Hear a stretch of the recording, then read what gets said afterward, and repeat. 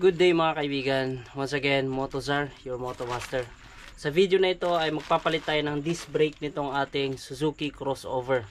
Ang dahilan kung bakit tayo magpapalit nito mga kaibigan ay kapag nagpepreno ako, ang nangyayari parang ganyan, nangangabayo mga kaibigan. So kung mapapansin nyo mga kaibigan, itong ating disc brake, kaya patunay na ito ay may alon-alon. So dito sa part na ito, malinis ho yan. At dito naman, yan, marumi yan. Ayan o. Tanggalan natin ang likabok. So mayroon talaga siyang area or part na makapit, may part din na hindi makapit. Dahil nga, wiggle na siya. Kung ikaw ay naka Suzuki Crossover, meron ito. Nabibili mismo sa Shopee. Na legit naman siya. Genuine siya mga kaibigan. Kasi kaparehas na kaparehas at mas mahal nga lang siya. Ito siya, parehas na parehas. Meron namang pang Suzuki Crossover na iba ang itsura, pero mas pinili or mas pipiliin ko kasi na maging kahawig ng stock para naman pagka makita mo ay stock pa rin yung itsura. Ilalagay ko na lang sa description or sa pinned comment ng ating video yung link kung saan natin nabili ito, ating disc brake. Kung ikaw naman ay naka Honda XR mga kaibigan, mas maraming pyesa yun, no? Ang pangunahing tools lang na kailanganin natin dito ay itong Allen wrench na 6 ang kanyang sukat nito, yan. Then yung pangontra natin dito 12, ayan siya. Then sa kabila naman 14, pambaklas natin. Yan yung mga major tools na kailanganin natin. At napakadali niyan kasi sa unahan lang naman.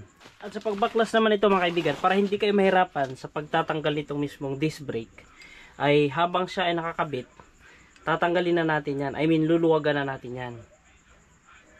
Yan. Habang nakakabit pa lang, para mas puwersado yung ating kamay. Yan. Then lubusan natin tanggalin kapag kayan ay mabaklas na natin yung gulong. 4 na tornilyo lang naman to mga kapatid. Yan, oh. Diba? Mas madali.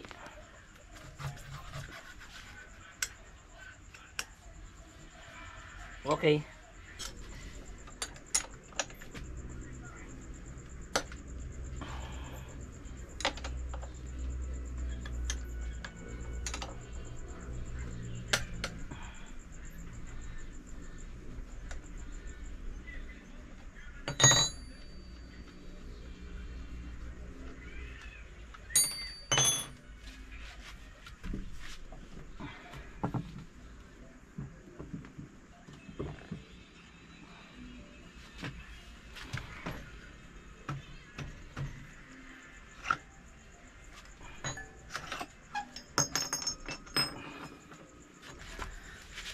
Ayan, para hindi magasgas yung ilalim, lagyan nyo lang ng karton. Then tuluyan na natin baklasin itong disc brake mga kapatid. At tulad ng ginawa natin, napakadali na lang baklasin yan dahil niluwagan na natin kanina habang ito ay nakakabit pa lang.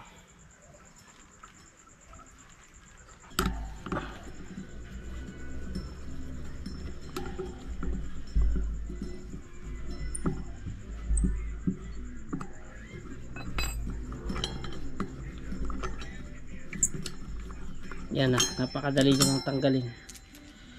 Alright, ito na yung luma natin. Ayan siya, hindi siya pantay mga kapatid. Hindi pantay yung kintab.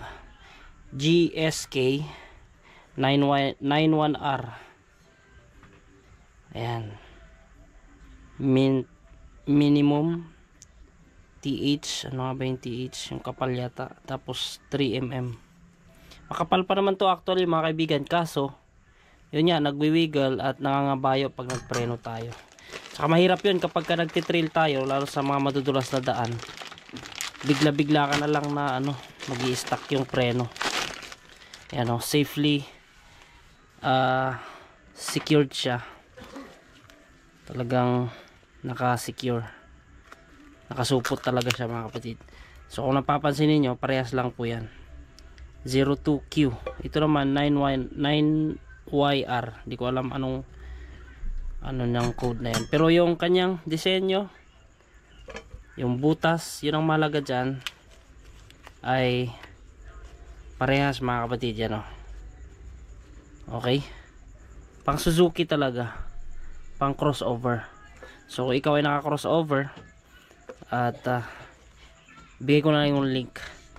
Kung sa XRM naman ay napakadali lang, halos the same na ang prinsipyo niya mga kaibigan, para tayo ay makapagpalit ng ating disc brake.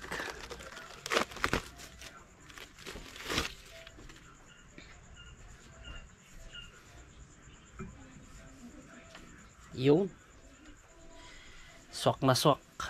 Tandaan nyo lang na kapag kung paano nyo tinanggal yung yung papalitan ninyo, ay ganoon din ang kanyang itsura. Kagaya nito, yung printed na part nasa labas.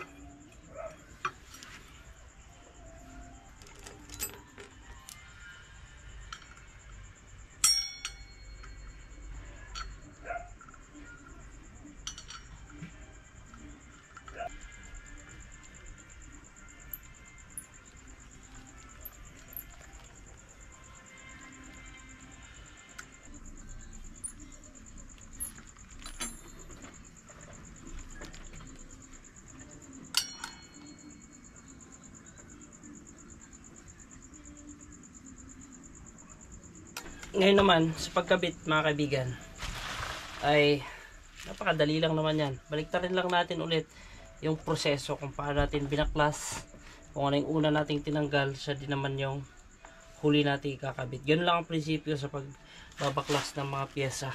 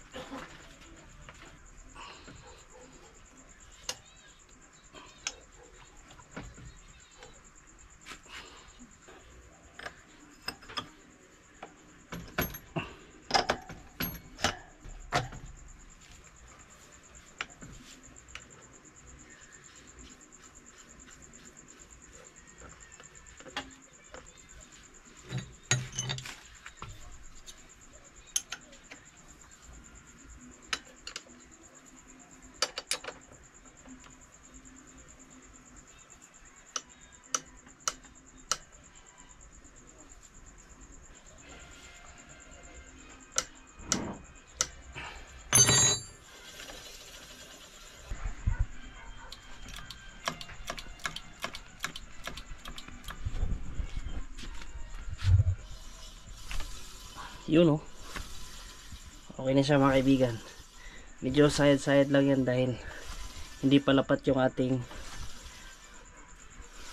brake shoe. After natin na matest sa ganyan, ay huwag nyo kalimutan na i-test drive para ma-feel ninyo yung pagkakaiba nung napalitan at saka hindi napalitan. At kung ano man ang magiging problema nyan, at least alam niyo dahil tinest drive niyo.